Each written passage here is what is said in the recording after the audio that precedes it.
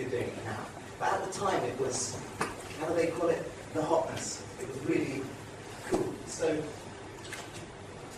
one of the problems with it is you have to understand Atom to understand the APIs. And if you don't understand Atom, you're going to have a problem with that. And in my mind, APIs should be simple enough so that you don't have to understand the underlying technology. Then what's the point? Why don't you just write the API yourself or write software yourself? So this was a problem for me. You have to understand that. And there are other problems. The first one was the output format. Well, Atom is specified in XML, so you pretty much start with XML. The calling style, well, REST has the 4 verbs, 5 verbs, 7 verbs, but it's still a finite number of verbs, so it's difficult to then add extra functionality. And client libraries, ooh. So who said they'd used the Google API? Yeah, in Python? No, I just use it for the chart APIs. Right, okay. So you build that long query scheme? Yeah. Has anyone used the Python G-Data library? Yeah. Was it? YouTube. Sorry? YouTube. YouTube. Okay, cool. I'm trying to say this politely. On a scale of 1 to 5, 1 being the worst experience you've ever had. 2. Okay.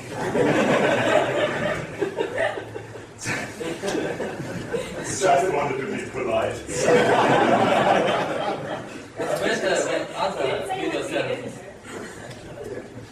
So it wasn't ideal, but you got the job done?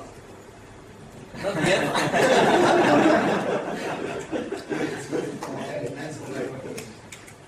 No more orders. Okay, great. So the point I'm trying to make here is that the experience could have been improved for you somewhat. Yeah. Okay, that's all. So what now? Well, actually, what a year ago when they built this. Well, they're building, or we have built, a brand new API platform. Okay. Which we've spent the last 7, 6, 9, 8 years working out what doesn't work good and what we exactly need. And then the cleverest people who've been doing that got together and thought, let's build an API platform. That's quite cool, because Python developers, it's so dynamic, it's easy for us to think about how would we make APIs and this kind of thing. Who's actually made APIs? Who's designed an API? Yeah. I see more people that have actually used the Google APIs. It's a fun thing, it's interesting, but a big challenge. Oh yes, it's not a platform, it's an infrastructure. That's it. So I was talking about the output formats and why that was a problem in the current situation. Well, firstly, resources can be verbose. Now, if you're if you want to change something, so say a photograph or your video, for example, if you want to change the video, you have to get the whole resource, you have to modify it, and then you have to push the whole resource back. And the resources can be really, really big, so that's not exactly ideal. Okay? Also, XML can be hard to pass on some platforms. So the new platform has partial operations, which are really, really cool. So if you want to get just a certain number of fields, you specify the fields that you want, and it's like a field mask, and it will return back to you. Again, if you want to do a partial put, this is even more useful. You can just set a few fields, and it does a patch-like operation. So these partial operations, because it's from this single platform, it's going to be rolled out to all the APIs. All the new APIs will just get this functionality. So that solves that problem. Yeah, think of mobile and other crappy connection situations. You see what I've done here? I've got the Android logo to try and subconsciously associate the word mobile with Android. Yeah, so you've got terrible bandwidth on a mobile, so you don't want to download it literally 10 times as much as you have to. You don't want to do that. XML can be hard to pass on some platforms. This is true. XML doesn't have native parsing support on all platforms. And it's a total pain on all platforms. I mean, it really is a pain in the ass, but it was cool then. So the new platform's got this thing called JSON. Who's heard of JSON? Awesome!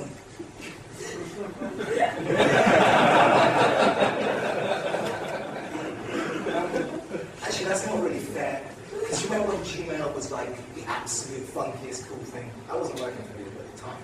But I data, and they were using JSON when it didn't even exist. I mean, I just thought this is JavaScript. I was running it with eval through the Python interpreter, and it was just getting the whole thing. So, like, I'm not being fair. Well, it's 2006, people. Not fair. Actually, the GData APIs do support JSON, and it was a hack, unfortunately. They'll be happy to admit that it was a hack. It wasn't really JSON. It was XML disguised as JSON. You see, XML is the evil red, and JSON is the not so evil yellow. But it was disguised, so they were actually mapping the whole thing, the whole hierarchy. Imagine having a tag that said tag equals shopping, so tag equals product name. Okay, attribute, it was all nested. It was just hideous with namespaces mapped and everything. Okay, almost worse than giving someone just XML, I think, because it just made the parsing. No. So it was just XML disguised as JSON. Even worse than that, it was a read-only operation. So we were taking the XML and then converting it into JSON and then sending it. And then you'd send JSON back, and we'd have to convert it back to XML. Sorry. Again, you can't blame them because this was growing organically. We need JSON and API, we need it tomorrow. Okay, well that's how you're going to do it. So it wasn't real JSON. And in fact, the services were exported directly to Atom, so Atom was the actual data model for the services. Okay, again, a debatable decision, but I can't blame them. Now the service is independent of the data. Well, that makes sense, doesn't it? So if you had to design this, you'd say, I want some universal data format that everything else can understand. And we do. Guess what format we use to store the data? Protocol buffers. There wasn't one. So we use protocol buffers to store them. And then we use templates to bidirectionally convert from the protocol buffer to the required data format. And by templates, I do mean exactly like your standard web templates. If you use Django templates or Ginger templates, I'd love to show you the actual templates, I can't. So you can imagine in the JSON structure, if you want to have a list of items, you iterate over a data structure, and it would look more like JSON. And it goes both ways. The templates have documentation for the attributes. That documentation later shows up in the client library documentation, the API documentation. So it's really specify your API in one place, and everything else will be okay, which is pretty nice. The data formats are now natural, because each data format has its own specified template. You don't have JSON that looks like XML. Okay? It looks like normal JSON, product name, colon, whatever it is. So that's really, really nice as well. And we support multiple input output formats. So initially, there is Atom support and there is JSON support, but there are other formats that it can handle. And for example, something like comma separated values. You might think, oh, that's awful, but actually that's really, really useful in some situations to get a CSV back. So this is extensible for the format type. Okay. And it's compatible with future harnesses. So we don't know what the next format is going to be. But we do know that when it arrives, very, very, very quickly, we can shift over to whatever that new format is. Yes? What about protocol buffers? Okay. So, yes, we could support protocol buffers. Is there a specific to your question? No, it's just like, is it like a very web service, HTTP, and that's why, for example, serialized numbers protocol buffers? Or? No. No, I mean, it could be protocol buffers. Well, okay, let's do a hands up and ask a question. You had to use an API. Would you prefer it to be a JSON API or a protocol buffer API? JSON? Protocol buffers? Yeah. So it will come, but I mean, sorry, this is an anecdotal, non-scientific thing. I'm reckoning that when it comes, but it's prioritized to who actually wants. Who wants this stuff. So the next problem is calling styles. REST might occasionally suck. Yeah, so REST did suck back in 2005. I'm sorry, it sucked. Okay, and guess what? It hasn't fixed itself. Amazing. So it still kind of sucks. Okay, why does it suck? Okay, it's really good in a subset for some situation, but why does it suck? Well, let me give this example again. Well, this time it's a photograph. So you want to rotate a photograph. Okay, what do? You get the photograph, you modify it on the system, and then you put it up. Okay, you've done 2 round trips, this could be a huge photograph, you've done the modification yourself. That kind of sucks, doesn't it? Wouldn't it be nice if there was something like an HTTP verb called rotate? Okay?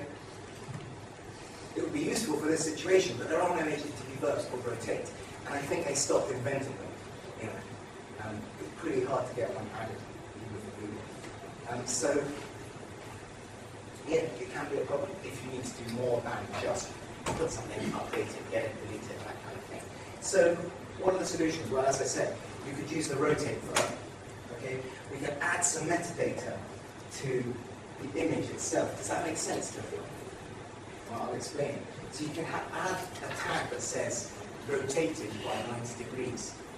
And then when it gets sent, the server can see that tag rotated by 90 degrees. It can perform the operation and then take the tag off. Okay? Yeah, again, it would work, and these are what we've been doing in the APIs. But really, they're just hacks. Okay? So what should we do? Has anyone got a solution? Does anyone know what the alternatives to REST are? Copy? RPC. Copy's a colleague of mine from Zurich. We sit next to each other. Yeah, RPC. So who's heard of RPC? Yeah. Of course you've heard of RPC. It's fundamentally kind of different. Right? It's a different way of doing it. It's harder to get your mind around. It's harder to implement. It maps less well to the general resources on the web. But you can do more stuff with it. Sometimes imperative commands are useful without doing any hacking. Sometimes it's useful to just do that. So that's, okay, well I couldn't fit how you are out, okay, but can you see what that is? Method equals rotate, angle equals 90. Why can't we have that method? Why can't we have that functionality? Well, because it's not REST. But like, why do we have to stay REST? Do we have to? It's nice to say we're REST, but do we have to run it? No. Exactly. So we've got the two things happening at the same time. Why the heavens not? So we've got REST, and we've got this other thing, JSON RPC. Who's used JSON RPC? Okay, JSON RPC is fundamentally kind of different from REST. Everything is a post. In our implementation, everything goes to the same URI, and the post fields specify the operation that you want to have. Okay? So with JSON RPC, instead of sending a GET, you would perhaps call it a retrieve operation. And instead of doing a GET on the list of resources, you would call it a list operation. And you might call it put an update, and etc. Delete, you might just call it delete. So in that way, not only can you map the REST verbs onto JSON RPC, you can actually extend that situation and add your own imperative commands. So we find that really, really useful. Again, the REST is all still there. And it's all still there because it's, as I've said, and I want to keep saying, it is easy to use. So that's better, low bar, better adoption for the APIs. So basically, you can use what suits you. See what I've done? I'm trying to make sure that you know you've got choice. You don't have to have a mic. It's really hard to do. So yeah, sorry. So basically, use what suits you. Okay? And then the final issue, and this is where we work properly. We work in client libraries. We have to keep this stuff. It's really, really, really, really hard to keep the client library up to date when it's got 100 APIs in the same library. Okay, Google engineers, this is the line, Google engineers are really innovative people. So they're constantly adding new features, but someone has to chase after these new features and make sure that they actually work for people who are using them. Okay, so every time you release a new feature for a new API, you have to release the whole library. Okay, that's really, really, really, really painful. And it's not just that, it's for all the languages as well. So, like, we just scaled it like to the mega. It's just horrible. Python library is particularly heinous if you're a Python developer of any experience, because you map one XML element to a class. Okay, that sounds reasonable. Okay, I've just written a library for an API with 60 elements. Okay, and the style is that they're all in different files. So I did that, 60 files, and then I had to do it for PHP as well. Okay. Sorry, I know it's a glitch. But yeah, so this does not scale. Okay, it doesn't scale for number of APIs, doesn't scale for number of features. It just doesn't. And our APIs, our product libraries have different levels of love. So Java probably gets the most love in Google. Everyone in Google knows Java. Okay, everyone. Python gets some love. Python is used much more by Googlers than it is used outside. And this is one, because I was always in the Python community, so I always thought Python was really great, and that's a really common, popular language. It's not actually. We're kind of a minority language compared to the big guys. Okay? So not that many compared to Java. But we get, the Python library gets disproportionately large amounts of love. Okay? Compared to the ones that are used the most, like,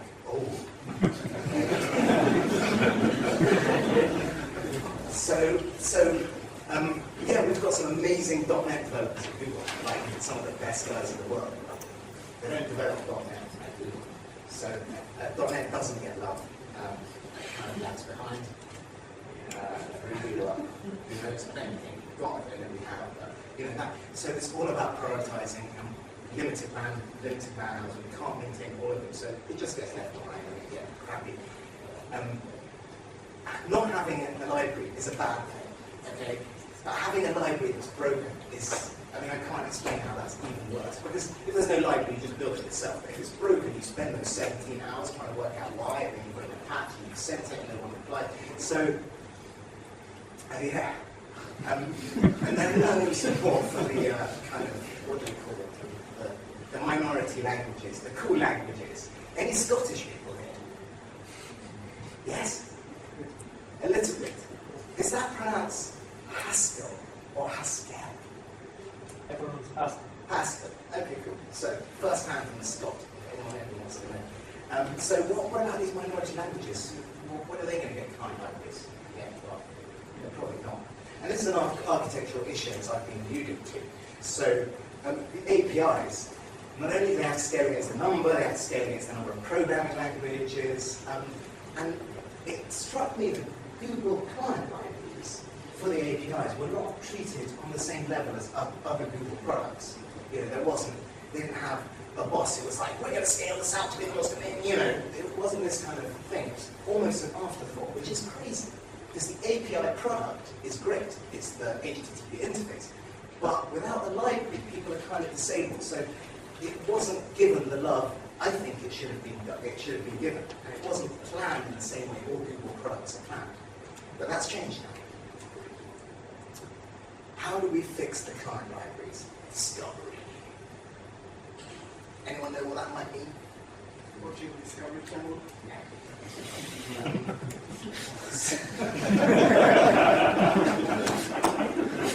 Sorry. Dynamic discovery, not just discovery. Yeah. Dynamic discovery. Okay, what do I mean? Well, this discovery document that describes the API. Okay, this is ringing bells in your mind. It's like, what do they call it? WSDL. You know WSDL? WSDL. Yeah. It's just like, oh my god, why do we use WSDL? Have you seen WSDL? Yeah. Okay, so actually this is based on another similar thing to WSDL, but the name escapes me. I'm sorry. I'm kind of ported to JSON. So actually we did use the same concept as WSDL, but it doesn't look like this heinous bit of XML. So you can pass it anywhere. It describes the API, it describes the methods, it describes the parameters for the methods, what type of parameters they should be, what their bounds should be. Anything you can think about the API, like what are the icon logo for that API? Okay? Everything about it is in there, description, where you can get authorization, all this stuff. And that's great, you can just get that document. And you fetch it using an API. How good is that? Okay? I call this here the API for the APIs. It's very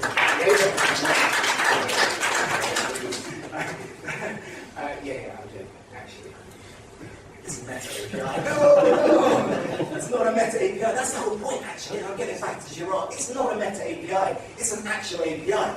Because what is the meta of meta? Anyone? How do you have meta? Well, you don't. I call it metata. Okay? And the meta of metata is metata. Okay? But this doesn't go like that. This is a real first-class full API. What are you laughing at that? It makes sense, doesn't it? Okay, so, it's a real first-class API. It's not a meta API. It's one API to all. Actually, that's the wrong kind of imagery. Just for the record, Google are unrelated to the fictional character called Sauron. We have no big lines. One API to Google more. This is just a joke. I love this one. How good is that photo? It's not that one. It's that one, actually. So it's an API that describes all the other APIs. Okay. I just like this picture. How good is that? Yeah, Google may be related to Gamma. Why don't we? So, how do we do it? Well, let me just make a get to this URI. Now, this is a shortened URI, and you might be able to see the whole thing in the bottom. Okay, it's just a get. That's it. Just done it. You can see I cached it as well. But so let's have a look at this. So the ID of the API, the name, this is the shopping API that I work on. The version, so you can have multiple versions of an API. And actually, if you saw in the URI, we requested a specific version. Ooh. Yeah. Sorry. We specified a specific version. And that was the definition for the RPC segment.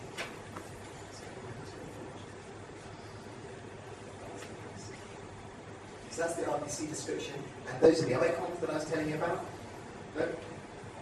Special ones, links to documentation, labs, all our APIs are coming in labs, don't know what that means, and then the default state.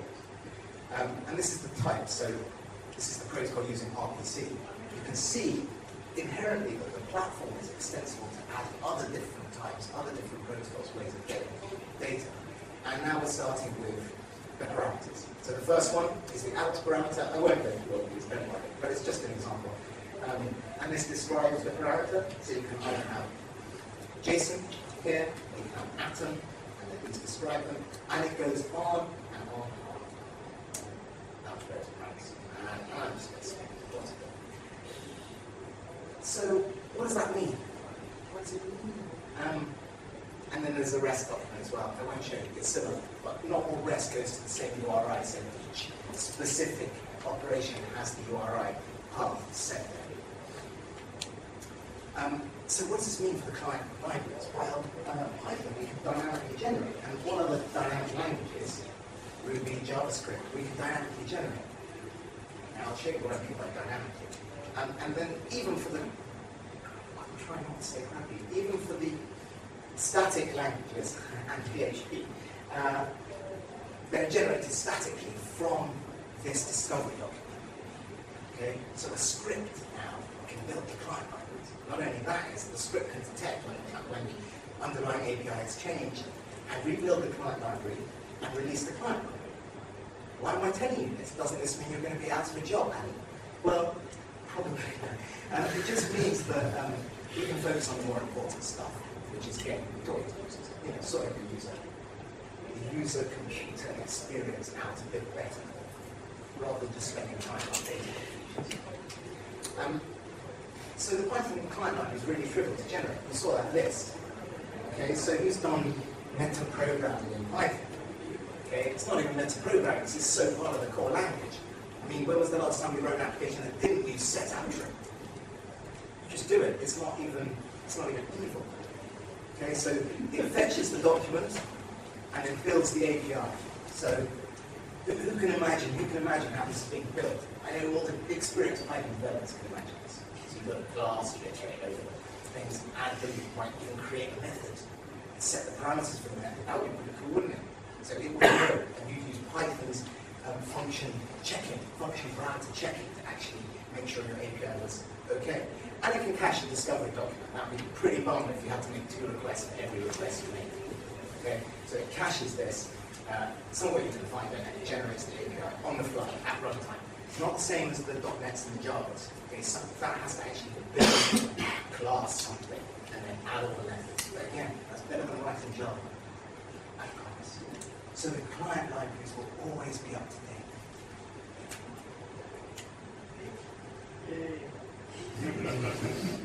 Yay for me. This is happy.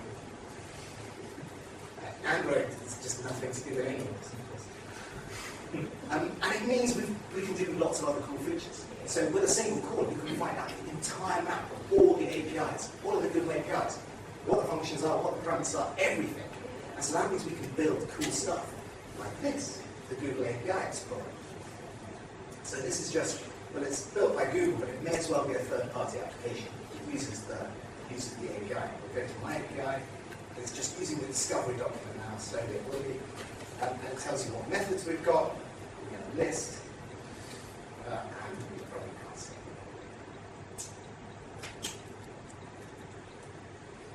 Can we do a request? Who wants to see one?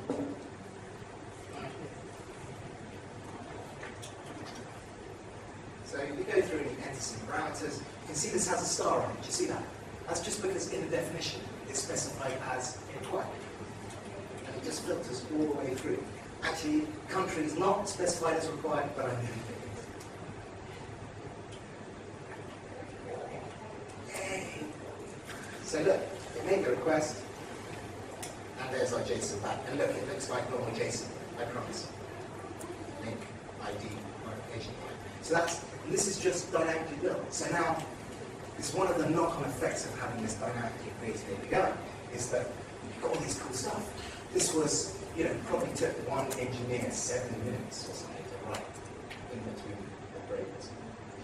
So but really, really useful, and just a reduction in our maintenance headache. Also, we've got the API console, because it's for a single platform. So, forget that, but it manages, you can configure which APIs you have, whether they're on or not. Give me one more second. Yeah. I can show you that later. And it's got loads of other features in it, because it's all a single API that's been designed and it hasn't been organically grown. All of this stuff is great, and it works for all the APIs. So authentication, authorization. Okay, so all the APIs will support client login. That's our client login. We can make a request and log in. They will support auth sub, which we invented ages ago to get around the fact that OAuth didn't exist. Let's support OAuth. This is what OAuth 2. So all the auth it's usable on all the APIs. They've all got access configuration. So you log into your console and you say, I only want this API, this IP, to access the API as me, and it will only let that happen. How great is that? Okay, you can say, I want to allow CORS. Who knows about this thing CORS? Cross-origin something, resource specification. Yeah. Who knows about that? So it's a way that you can get around this cross-domain problem. So the server says, oh, okay, you're saying you're allowed to make cross-domain requests, fine. And so you can do that kind of thing. It's all configurable by anyone for all your APIs. There's key and quota management, that just wasn't there before, so you can get quota, you can increase your quota, see how much of your quota you're using, really, really, really useful. And logging. Okay, this is something I really didn't understand before I jumped Google. And logging's easy, isn't it? You just write stuff to a text file, isn't it? Actually, I think logging is like one of the hard problems, one of the NP hard problems, isn't it? Because you've got 2.5 billion requests a day on n data centers. That's a large number that I can't tell you. So how on earth do you get the logging? Okay, so having a way that this logging is uniform for all the APIs is a useful thing. Because we get problems like, I sent this request and I got a 400 back and I don't know what's wrong. Well, I don't know what's wrong either, because I can't see the logs, but now I will be able to. And all these platform features will be available for all the APIs as we're rolling out. They won't be retroactively or whatever. They won't be available for the previous APIs. Those APIs actually have to move to the new platform. They may all move soon, but that's not a simple task. These are big, big, hairy programs. languages. So, what did we talk about? We talked about Gdata and the Google APIs, how it came into effect, this organic growth, as the whole concept of people providing free APIs to manage their own data. It's your data, so manage it. So as this concept of APIs came out, we grew organically and we grew to hundreds, as you saw. But it wasn't ideal, and there were problems, not just with the architecture, but actually with the choices of component we had made, the choices of data format, the choice of data model. And there were problems with these. So the clever people got together and they built a new API platform. Okay, and all our future APIs, until they build a new API platform in 6 years' time, but all our APIs will be on this platform. They will all benefit from this stuff. Okay? So please, use them. They're pretty cool. Thank you very much.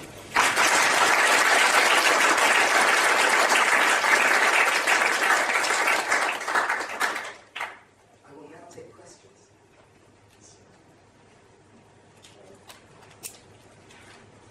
You told that you generated a client library dynamically, but there's also a client program above it that uses this API. This is usually not going with you. So how do you handle it? Just keyword arguments, or how does it match? I'm not sure exactly what understand your question. If you change your API, the library goes with you, but a program using the library. Okay. So major changes that break things backward compatibility. Just get a new version of the API. Okay, so all backwards compatible change. So if you're using the shopping API, because I know that's what you do. So you use the shopping API, and we're going to break it. So your discovery is linked to V1 of the shopping API. So when we break it, we'll release V2, so you won't break it. And that will have a proper 3D rollout analysis thing. So even you can fix it in 3 years. So yeah, so hopefully that solves that problem. And that was a problem that we had before, because we changed the client library, and then everything would break. So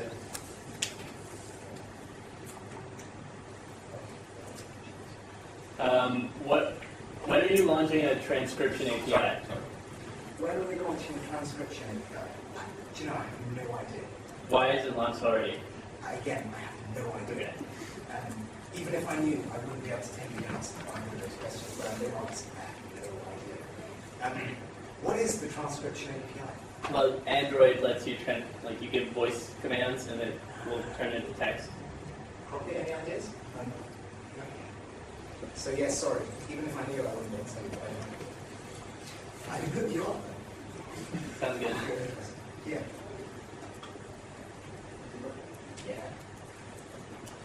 Yeah. I want to use the tools that you use to build the API. Yeah. How much of that is available? Almost none. Okay. Now, if you look back in I/O 2010, there's a video that's the only public ever snippet of the tools we use to make APIs. It's kind of embarrassing, really, to imagining this huge, amazing stuff. But actually, it's like this web form that says into your API name. And like, what parameters do you want for this method? It's like, I could write this API. It's that easy.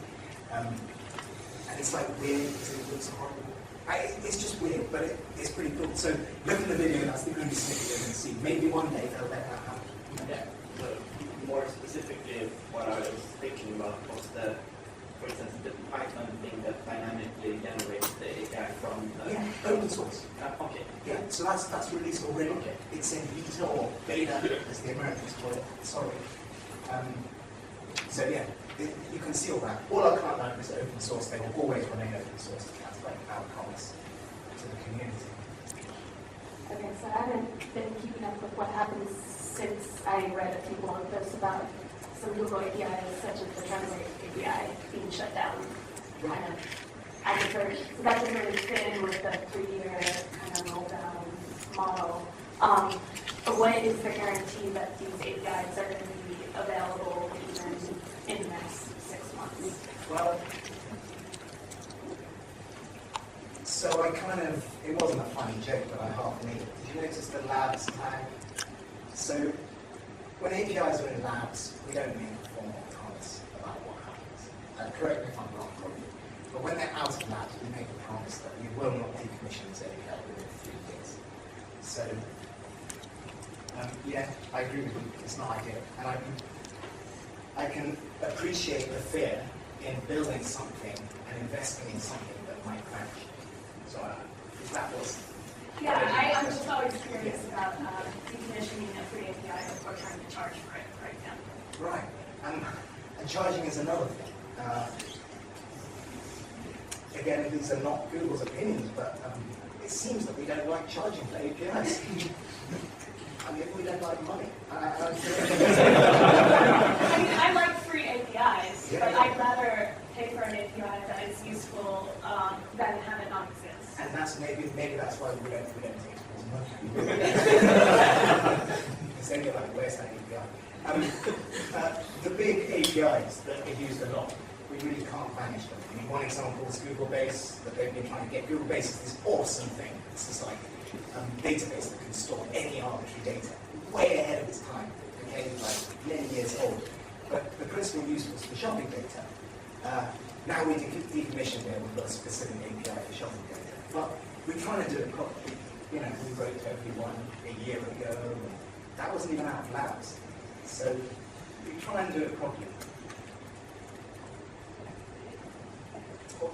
Actually, for the Translate API, the blog post did get a lot of bad feedback.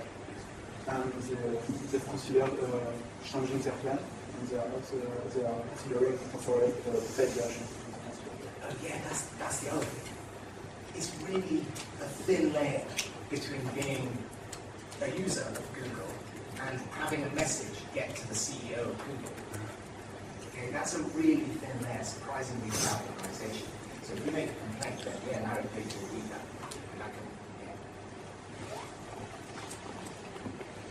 Yes. I'm going to stick with HTTP. So the question is, are you going to stick with HTTP? Yes for now. But as you saw, the platform is extensible to other, not only protocols within HTTP, but other cool protocols. Maybe we won't even stick to TCP. You've seen this awesome 0MQ. Yeah, so we might not even stick to TCP, but the point is the platform will extend itself to other. Gdata won't. Gdata. Yes.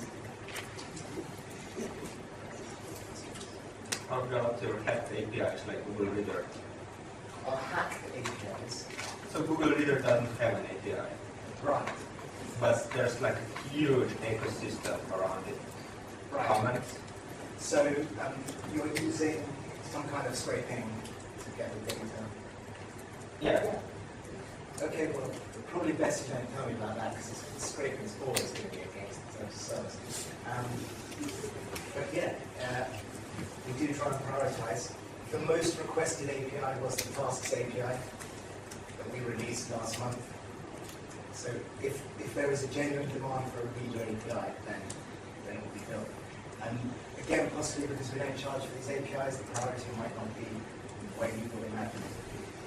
But, so keep starring those issues. Again, people read those issues. They really do.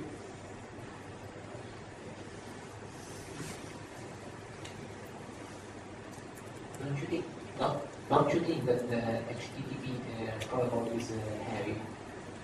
What about the binary protocol to use to improve speed? Yeah, so it's kind of similar to the question that was asked there. When something new and cool happens, when there's a requirement, then absolutely, the platform will accept any of these options at any of the layers.